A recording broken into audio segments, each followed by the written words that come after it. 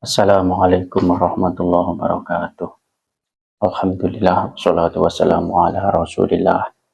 La hawla wa la quwata illa billah. Amma ba'du. Semua teman-teman Majelis Gus Jigang, mari kita lanjutkan kajian kita berikutnya. Ini masih di bulan Rajab. Saya akan menyampaikan tentang keajaiban-keajaiban yang ditemui oleh atau kejadian yang ditemui oleh Nabi kita Muhammad Sallallahu Alaihi Wasallam pada saat peristiwa Isra dan Mi'raj. Yang ini saya ambil dari kitab Mukhtasar fi Qissati Isra dan Mi'raj karangan dari Syekh Ahmad Marzuki Zahid Langitan.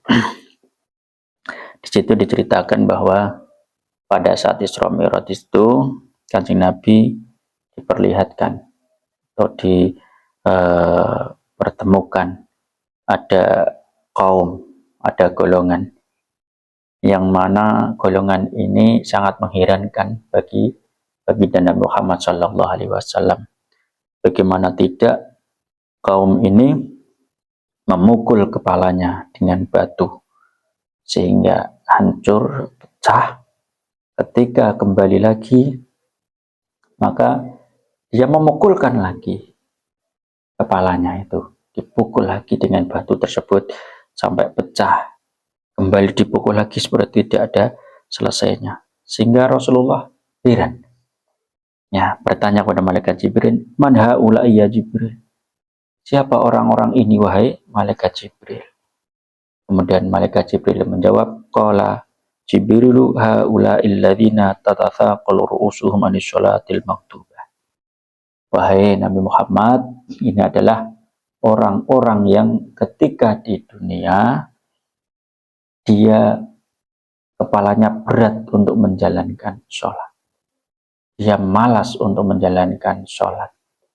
Jadi ketika waktu sholat datang, dia malas untuk menjalankan ibadah sholat sampai keluar waktunya, akan sampai meninggalkan ibadah sholat tersebut. Ya. Ini adalah gambaran orang-orang yang ketika berat menjalankan sholat, maka nanti di akhirat dia akan memukul kepalanya, pecah, kembali dipukul lagi seperti itu. Ya. Dalam sebuah hadis ya diceritakan yang diriwayatkan dari Umar bin Khattab dan Abi Hurairah bahwa yang di akhir hadis tersebut, nazala alayya Jibril wa qala iqra. Pada suatu ketika malaikat Jibril turun menemui Kanjeng Nabi Muhammad sallallahu alaihi wasallam ya, dan memerintahkan kepada Rasulullah, iqra, bacalah. Nabi Muhammad bertanya, qultu wa ma aqra, apa yang harus aku baca? Kemudian malaikat Jibril qala, bacalah ayat surat Maryam. Fa khalafa min ba'di mukhalfun adha'us sholata wattaba'us syahawati fasafa yalqawna ghayya.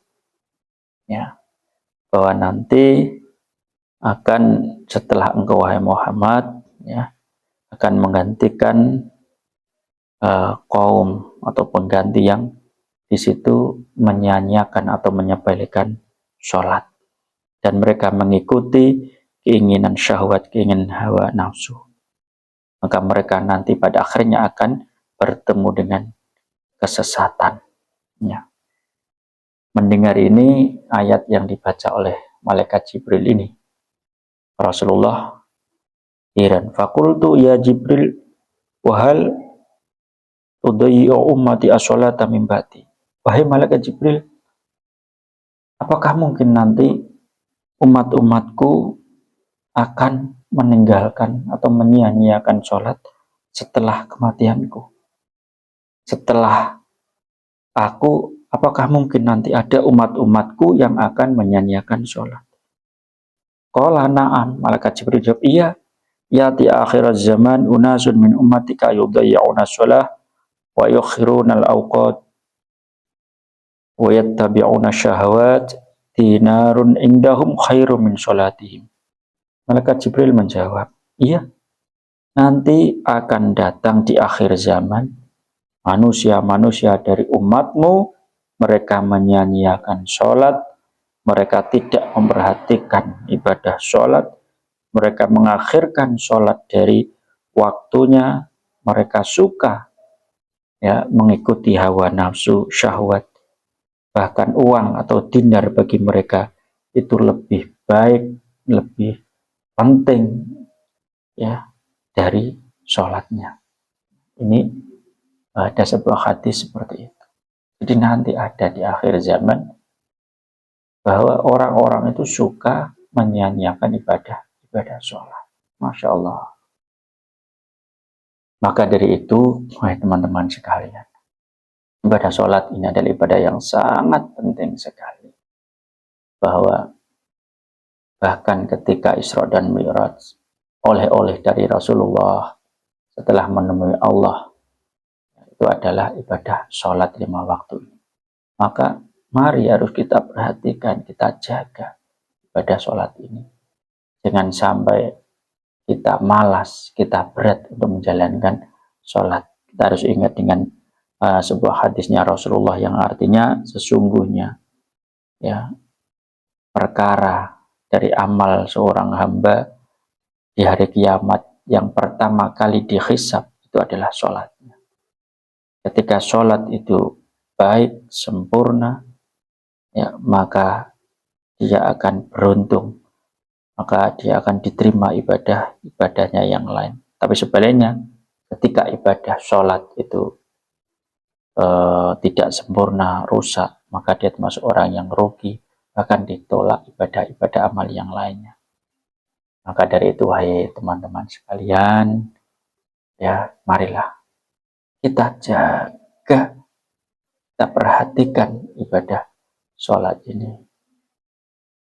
Supaya apa? Supaya kita tidak termasuk nanti seperti kaum yang ditemui oleh Rasulullah dalam peristiwa Isra Mi'raj, yang memukul kepalanya hancur, kembali dipukul lagi terus seperti itu. Itu adalah siksaan bagi orang yang malas, yang berat kepalanya untuk menjalankan ibadah sholat. Semoga kita diberikan pertolongan oleh Allah, dimudahkan oleh Allah untuk menjalankan ibadah, utamanya ibadah sholat 5 waktu. Wabillahi taufiq wal hidayah. Wassalamualaikum warahmatullahi wabarakatuh.